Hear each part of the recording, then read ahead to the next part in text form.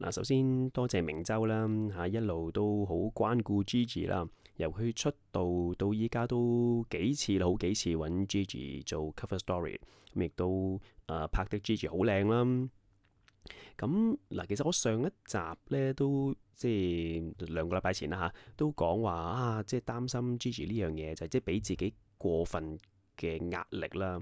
咁當然 on and off 呢段時間，即係我都有去再諗呢樣嘢，因為我上次條片都講話，其實我又唔知具體有啲乜嘢嘅意見俾到佢啦，去令到佢會 relieve 啲，因為我自己係緊張大師嚟嘅做嘢就，咁但係我都 on and off 有諗呢樣嘢，咁但係即係估唔到去到今日即係去睇翻明州訪問入邊啲內容呢，仍然都仲係圍繞住壓力呢樣嘢，咁就令到我諗真係有個迫切性要去解決呢個問題。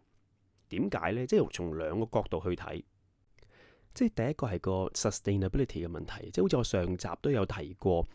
你作為歌手，你每日嘅工作就係去現場演繹，咁即係好似我哋，即係我哋打工仔就話啫，未必好中意自己嘅工作，但係冇辦法啦，為兩餐你都仲要硬住頭皮，都係要翻工，係咪？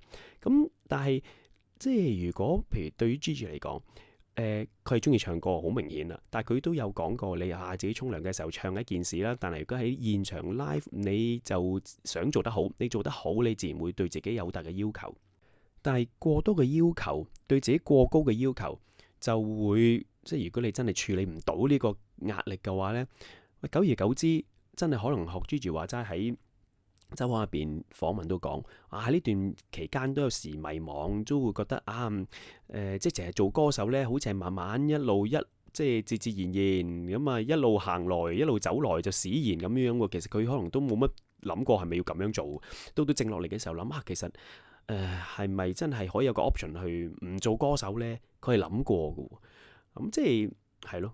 如果佢一路處理唔到呢個壓力嘅話，咁即係難免氣餒啦。你唔能夠愛上你每日做緊嘅嘢，而每日做緊嘅竟然係一個壓力嘅泉源嘅話，咁係唔 sustainable 嘅，係好難可以長久持續落去嘅。咁當然最大損失就當然係香港嘅樂壇啦，同埋我哋最失落嘅一班資源粉啦，係咪？如果到時真係有咁嘅情況出現嘅話，咁但係當然啦，好在我哋嘅愛仍然係令到 Gigi 感受到㗎嘛，即係話 once 你感受過呢啲愛，咁你好難去即係離開呢啲咁充滿愛嘅環境啦，係咪？咁所以呢，即係我哋嘅愛Gigi 係感受到，同埋亦都係俾到佢一個力量啦，呢個都係 for sure 㗎啦。咁但係唔得啊，即係我哋嘅愛係即係唔可以係唯一成為佢留低佢嘅原因。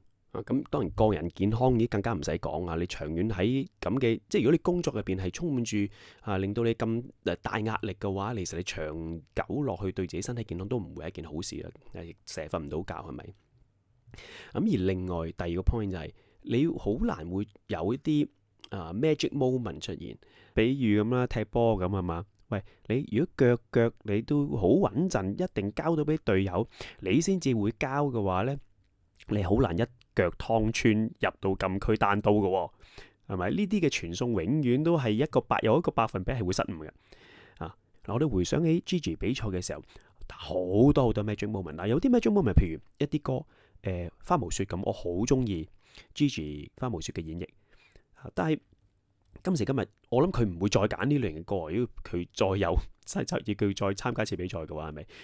因為都幾薄領悟。就的確係出現咗一個音係可能處理得唔係最好啦，咁但係 Pitcher 嗰個音領悟係好多 magic moment 出現，Gigi 版本嘅領悟係聽人喊嘅會嗰種咁嘅 magic 嘅。咁係咪可能係初生之犢不畏虎？嗰陣時亦都冇咁大嘅負擔即係唔會係街頭巷尾全香港，即係話即係大家都係話你係繞梁3日靚聲王成咁大壓力，真係知嘅。所以呢，我覺得即係大家唔好丙我我嗰個即係主題咁寫，我都係衷心咁諗嚟一次明顯嘅失誤。我覺得對 Gigi 有幫助，即係有啲嘢你未發生啦，你會有種恐懼感。死啦！佢會咁，唉喺個網絡上面咁流傳，哎呀死！啲人會唔會諗我呢？會令到人失望呢？係嘛？你未發生，你會諗到件事好恐怖、好妖魔化，但係可能真正到發生咗嘅時候，原來都係咁咋嘛？都 no big deal 啫，係咪？讓自己盡快去可以豁出去，上到台上面。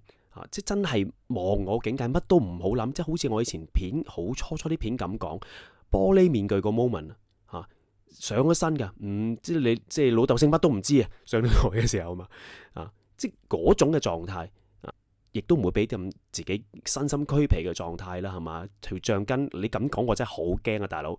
哇，條橡筋一路掹到咁行，之後會點？可想而知，哇，好驚，唔好咁啊！呢個係我覺得嚇，即係雖然即係大家知啦，我係鐵粉嚟，我梗唔係黑心咁講，即係炒鑊金嘅，你就知冇，咪就係知冇嘢咯。陳奕迅參加新秀嘅時候啊，佢都曾經有一個爆走音嘅 moment 啦，係咪？亦都即係佢就算佢唱得咁好啊，紅咗之後啊，都有段時間係爛聲啦，係咪？不過佢近排近年又再又收心養性地又 pick up 翻啊，咁又係重上高峰，係咪？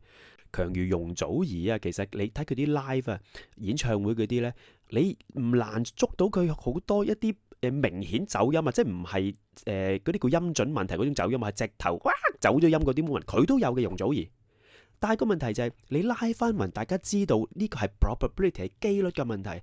你拉翻勻，譬如佢唱幾廿首歌，哇，首正到爆，中間有幾粒音，有啲咁嘅失誤，大家知道呢啲係人嘅聲，唔係機器啊。一定係會有啲咁嘅即係唔完美嘅存在嘅。放開懷抱，擁抱一啲嘅不完美。大家知王羲之啦，係嘛？書聖，喂，王羲之當然而家冇流傳王羲之嘅真跡㗎嚇，即係全部咁嘅啲人話唐太宗攞去陪晒葬啊。anyway 冇拉咁遠，但係喂，佢最而家為人津津樂道嘅就係佢嘅蘭亭序啦，臨摹本係咪？蘭亭序係王羲之自己都話哇。